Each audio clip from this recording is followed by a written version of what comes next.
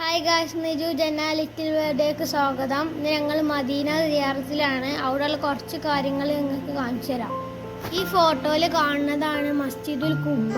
നബി സല്ലല്ലാഹു അലൈഹി വസല്ലം മദീനയിലേക്ക് വന്നപ്പം ഒട്ടകം കാല് കൊത്തിയ സ്ഥലത്ത് നമസ്കരിച്ചു എന്നൊരു ചരിത്രം നമ്മളെല്ലാവരും കേട്ടിട്ടുണ്ടാവും.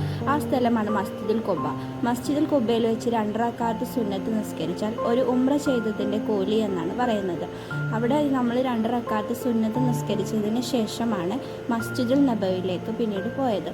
മസ്ജിദുൽ നബവിയിലെത്തി സുബഹി നിസ്കാരത്തിന് ശേഷം നമ്മൾ പിന്നീട് റൂമിൽ പോയി ഫുഡൊക്കെ കഴിച്ച് ഫ്രഷ് ആയതിനു ശേഷമാണ് പിന്നീട് ഈ യാത്ര തുടരുന്നത്.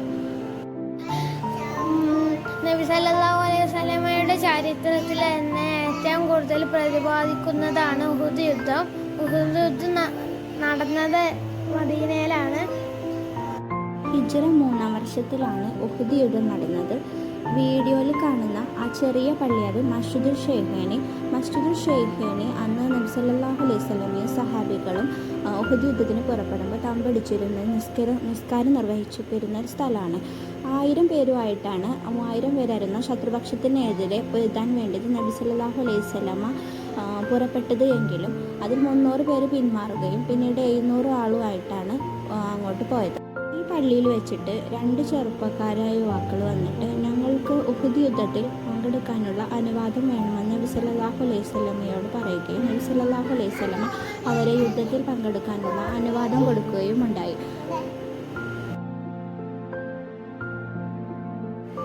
ഇതാണ് മസ്ജിദുൽ മുസ്തറാഹ്. ഉഹുദ് യുദ്ധത്തിൻ്റെ സമയത്ത് നബി സല്ലല്ലാഹു അലൈഹി വസല്ലമ നിസ്കാരം നിർവഹിച്ചതും വിശ്രമിക്കുകയും ചെയ്തിരുന്ന ഒരു പള്ളിയാണ് മസ്ജിദുൽ മുസ്തറാഹ്. ഇതിപ്പോൾ അസാനിൻ്റെ ടൈമിൽ മാത്രമേ ഓപ്പൺ ആവുള്ളൂ. അതുകൊണ്ട് തന്നെ നമുക്ക് അതിനുള്ളിൽ കയറാനൊന്നും പറ്റിയിട്ടുണ്ടായിരുന്നില്ല. പുറത്തു നിന്ന് കണ്ടിട്ട് പോവുകയാണ് ചെയ്തത്.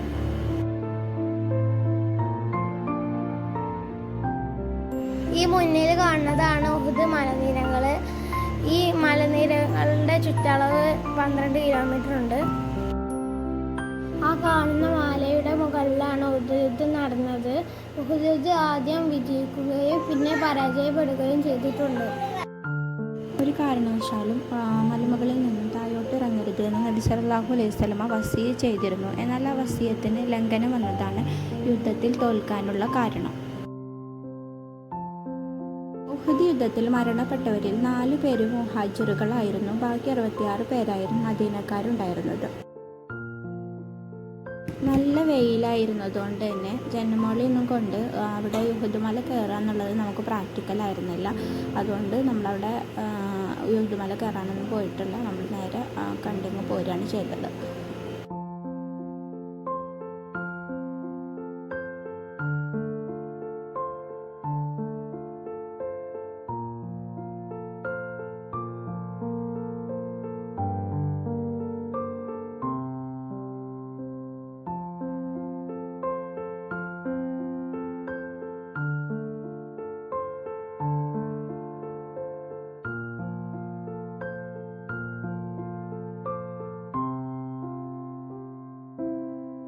പിന്നീട് നമ്മൾ പോയത് മസ്ജിദുൽ ഫസഹയിലായിരുന്നു. ഈ വീഡിയോയിൽ കാണുന്നതാണ് മസ്ജിദുൽ ഫസഹ. ഇത് കമ്പി കൊണ്ടുള്ള ഒരു മതിൽക്കെട്ടിന് അകത്താണുള്ളത്. അതിനുള്ളിലേക്ക് നമുക്ക് പ്രവേശനമില്ല. പുറത്തു നിന്ന് നമുക്കിങ്ങനെ കാണാനേ പറ്റുള്ളൂ. മസ്ജിദുൽ ഫസഹയുടെ കുറിച്ചുള്ള ഒരു ബോർഡൊക്കെ അവിടെ ഉണ്ട്. മുമ്പ് ഈ ഫോട്ടോയിൽ കാണുന്നത് പോലെയാണ് മസ്ജിദുൽ ഫസഹ ഉണ്ടായിരുന്നത്. പിന്നീട് അത് പുതുക്കി പണിയുകയാണ് ചെയ്തത്. മുമ്പ് ഞങ്ങൾ 4 വർഷം മുമ്പ് വരുമ്പോഴൊക്കെ ഇതുപോലെയാണ് ഉണ്ടായിരുന്നത്. ഇപ്പോഴാണ് അത് പുതുക്കി പണിതത്. ഉഹുദ് യുദ്ധത്തിൽ പരിക്കേറ്റ നമുക്ക് നബി സല്ലല്ലാഹു അലൈഹി വസല്ലമയെ സഹാബി ഒളിപ്പിച്ചു വെച്ച ഗുഹയാണ് ഈ കാണുന്നത്. ഇതിനകത്ത് ഇപ്പോഴും നബി സല്ലല്ലാഹു അലൈഹി വസല്ലമയുടെ മണം തങ്ങി നിൽക്കുന്നുണ്ട്. അപ്പോൾ നമുക്ക് അതിനകത്തോട്ട് കയറിയിട്ട് ആ മണം ആസ്വദിക്കുകയും തിരിച്ചിറങ്ങുകയും ചെയ്യാം. അപ്പോൾ ഒരു ക്യൂ ആയിട്ട് നിന്ന് കയറാണ് വേണ്ടത്. അപ്പോൾ ഞങ്ങൾ ആ ക്യൂ ആയിട്ട് നിൽക്കുകയും അതിനകത്ത് കയറി ഇറങ്ങുകയും ചെയ്തു. അൽഹംദുലില്ലാ. പിന്നീട് നബി സല്ലല്ലാഹു അലൈഹി വസല്ലമയെ ജിബ്രീൽ അലൈഹിസ്സലാം ഈ ഗുഹയിൽ നിന്നും ഈ മലയുടെ മുകളിലുള്ള മറ്റൊരു ഗുഹയിലോട്ട് മാറ്റുകയാണ് ഉണ്ടായത്. ആ ഗുഹയിലോട്ടൊന്നും ഇപ്പോൾ കയറാൻ പ്രവേശനമില്ല. അത് അടച്ചു വെച്ചിട്ടാണുള്ളത്.